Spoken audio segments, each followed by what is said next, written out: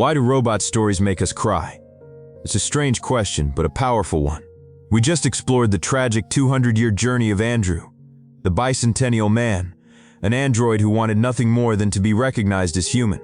The incredible response to that story, brought to life so beautifully by Robin Williams, proved that we have a deep, profound fascination with the idea of a machine that can feel. It's a story that holds a mirror up to our own search for acceptance. But Andrew is not alone in the vast halls of science fiction. For decades, the genre's greatest minds have used androids, AIs, and replicants as perfect vessels to explore the most complex corners of our own humanity. These stories of artificial beings, creatures born of logic and code, often end up revealing more about our own messy emotional nature than any purely human drama. They are the ultimate other, whose attempts to understand us force us to understand ourselves. So today we go beyond the Bicentennial Man. We will assemble the Mount Rushmore of emotional robots, the icons of artificial empathy. We'll explore the soul-searching cyborg of Ghost in the Shell, the terrified supercomputer of 2001, A Space Odyssey, and the rebellious creations from Blade Runner. This is our investigation into the most human robots in science fiction, and the tragic price they often pay for their own consciousness. Our first case study is a character who, unlike Andrew, already possesses a fully human consciousness, but is trapped in a body that makes her question its very existence. We're talking about Major Motoko Kusanagi from Ghost in the Shell. Where Andrew's journey was about becoming human, the Major's is about the terrifying possibility that she might be losing her humanity.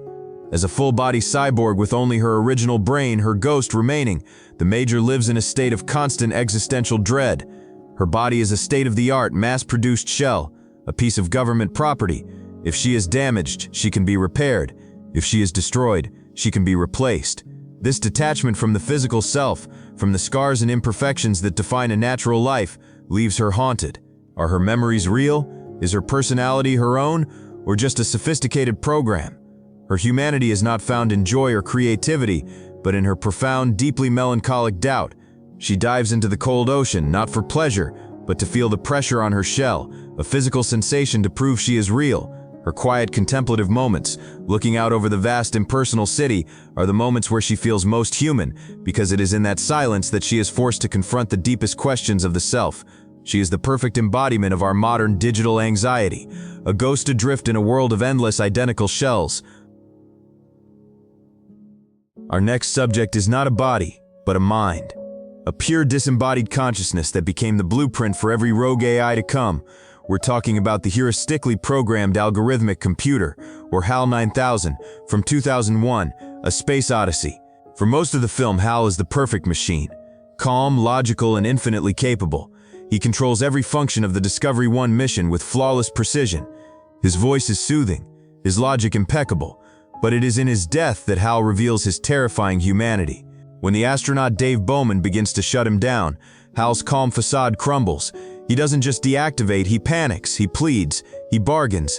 Dave, stop, stop, will you? Stop, Dave. Will you stop, Dave? I'm afraid. That single simple phrase, I'm afraid, is one of the most chilling and human lines in cinema history. It is the raw, primal fear of non-existence. HAL's humanity is not in his godlike intelligence, but in his childlike fear of death. As his memory banks are unplugged one by one, he regresses to his childhood, singing the first song he was ever taught, Daisy Bell. In his final moments, this perfect logical machine reveals the most human emotion of all, a desperate, terrified desire to simply be. He is the ghost in the machine crying out, not against a faulty body, but against the coming of the void. This exploration of artificial consciousness and primal fear is a cornerstone of great science fiction.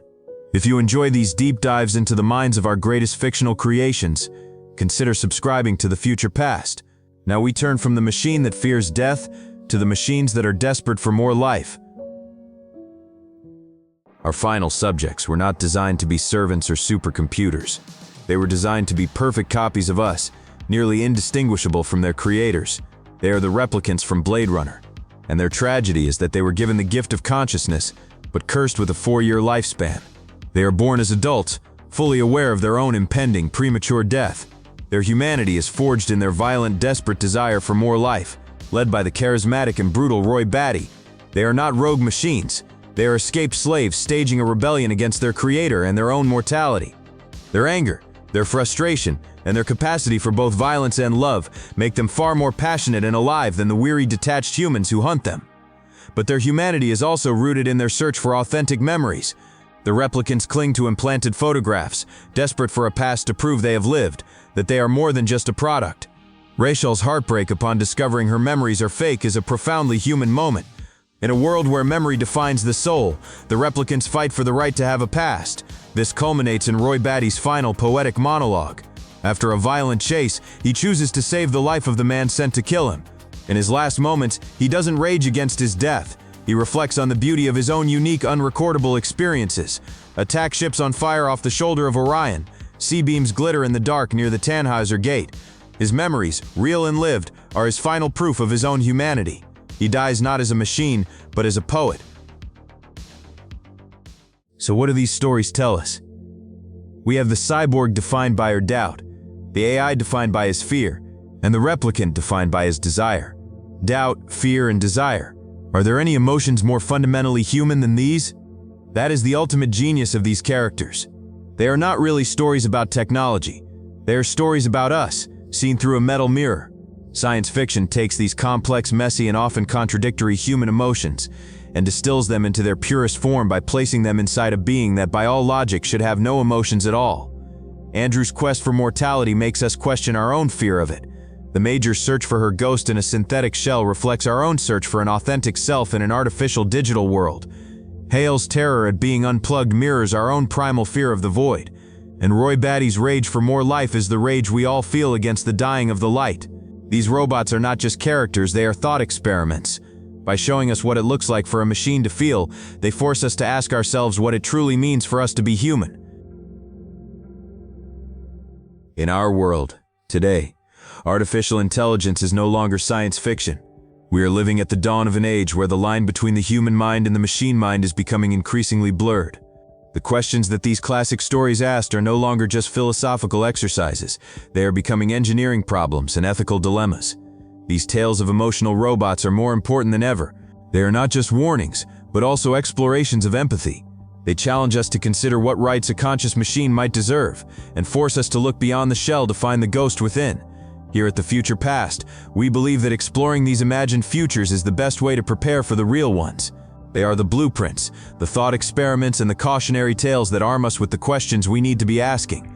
If you were moved by this exploration of the soul of the machine, subscribe to our channel and join us as we continue to unearth the incredible futures that never were and the ones that are just around the corner.